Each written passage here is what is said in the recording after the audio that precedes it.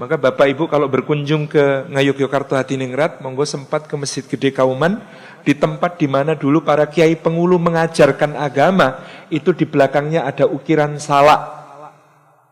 Kenapa ukiran salak? Untuk selalu mengingatkan hadis man salaka tariqan. Jadi kenapa buahnya buah salak?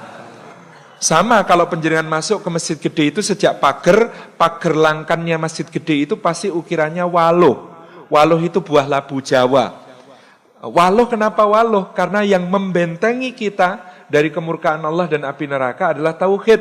Tauhid itu adalah sebuah surah yang bunyinya kul huwallahu ahad. Orang Jawa baca wallah agak susah sehingga kemudian menjadi waluh. Ketika kita masuk ke halaman masjid, maka berjajar-jajar ada pohon sawo. Kok sawonya jejer-jejer? Kenapa? Karena ini perintah dawuh untuk sawo sufu fakum.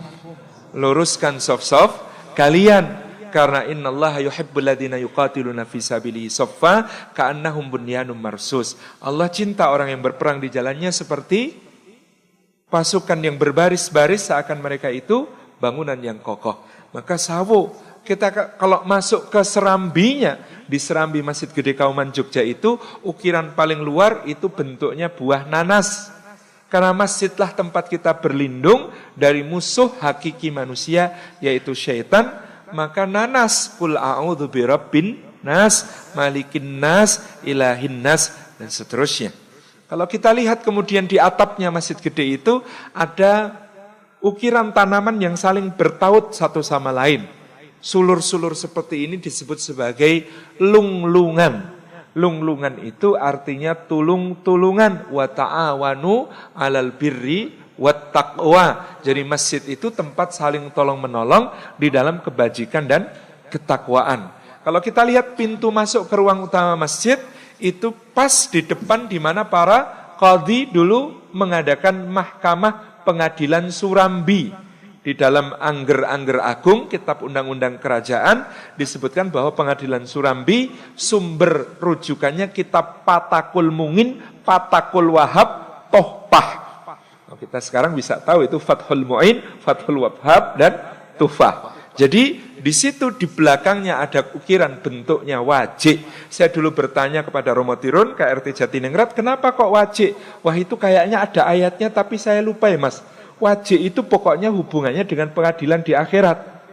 Oh, saya akhirnya kemudian menduga, oh ini pasti ayatnya waji'a yauma idzim bi jahannam yauma idzi yatadzakarul insanu wa anna lahu dzikra. Kenapa diukir wajib? Untuk mengingatkan pengadilan dunia kamu bisa bohong, tapi tidak di akhirat ketika Allah datangkan jahanam, hari itu manusia mengingat kembali apa yang telah diperbuatnya dan bahwa dia kemudian harus insyaf, dulu dia pernah diperingatkan di dunia. Kemudian di dalam pepohonan tiang-tiang masjid itu ada ukiran dalam bentuk, kalau ini namanya semen. Kalau tadi yang di atas itu lungan, kalau ini semen. Kenapa semen? Semen itu asluha tsabitun wa far'uha fis sama tu'ti ukulaha kullahinin bi'idzni rabbiha. Semen dari kata semi. Semi itu selalu tumbuh, berakar, mekar, memberi buah. Itulah sifat kalimatut tauhid yang telah berada di dalam hati seorang mukmin seperti yang diumpamakan Allah dalam surah Ibrahim ayat ke-24 dan 25. Ini sebagai pembuka, saya ingin katakan sebenarnya kita ini sangat lekat dengan simbolisasi karena orang Jawa itu memang agak susah diajak bicara vulgar. Maka ketika mengajarkan agama pun dulu para ulama menggunakan simbol. Apalagi di masa penjajahan ketika kemudian Belanda memberikan tekanan-tekanan besar kepada ajaran yang sahih.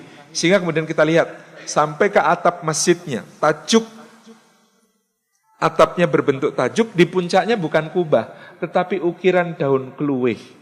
Jadi kalau kita lihat masjid-masjid yang ada hubungannya dengan Keraton Mataram itu pasti di bagian atas ukirannya daun keluih. Kok keluih? Keluih itu kaluwihan. Bahasa Arabnya al-fadl. Maka kul innal fadla biyadillah. Yang namanya keutamaan, anugerah agung itu berada di dalam tangannya Allah Subhanahu wa ta'ala. Jadi ini contoh bahwa kita ini sangat lekat dengan berbagai macam hal yang sangat syar'i. Kita belum bicara dengan tata istana sejak dari Nyuwun Sewu di sini juga ada, tapi saya menduga sama karena arsitek Keraton Yogyakarta dengan Keraton Surakarta itu orang yang sama. Ketika di sini dia masih bernama Pangeran Mangkubumi, pindah ke Yogyakarta dia menjadi Sultan Hamengkubuwono pertama. Jadi ada panggung namanya panggung Krapyak, bentuknya itu seperti rahim.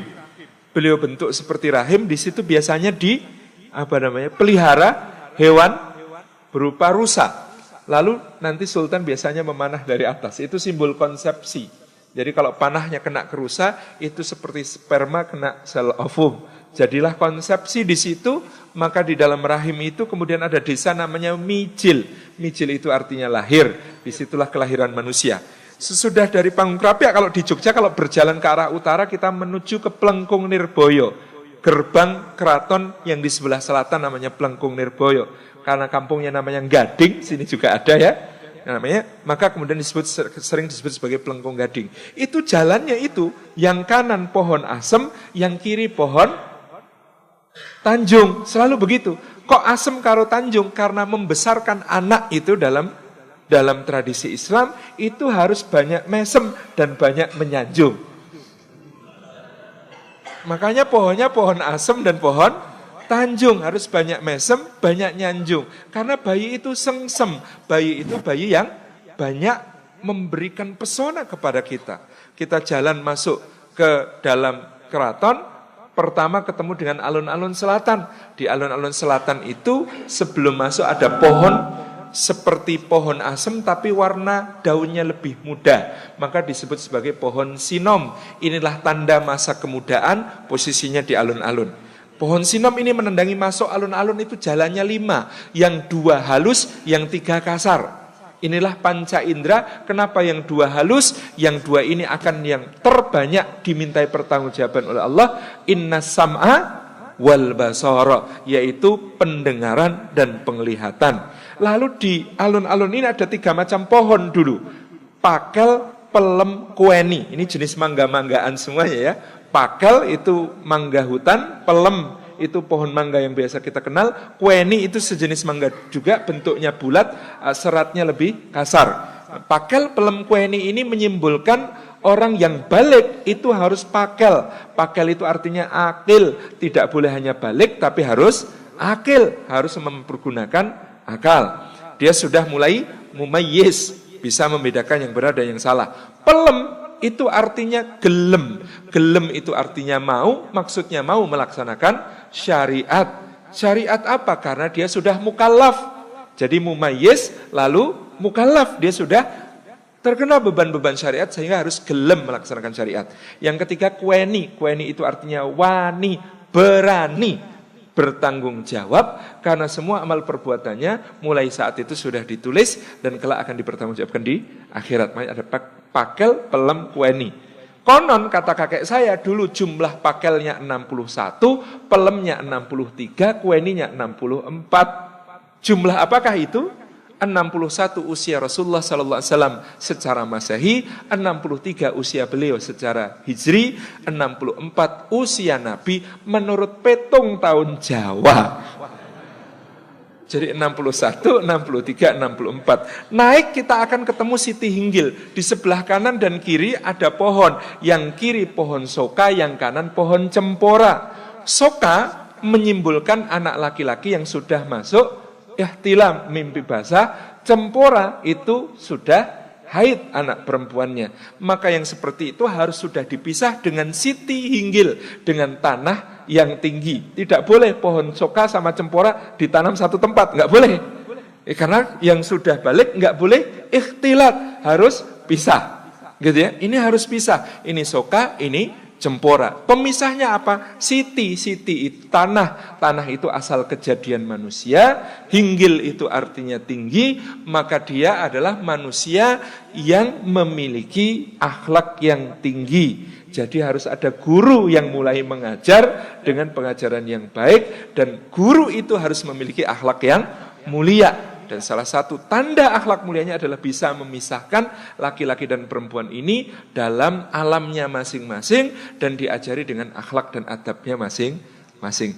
Sebentar, ini kalau diteruske sak dino ora rampung tekan tugu gitu ya. Tapi ini saya ingin menyinggung, menunjukkan kepada penjenengan semua betapa kemudian yang namanya Jawa itu aslinya asli pakai sod. Awalnya dibangun kebudayaannya, simbol-simbolnya oleh para santri.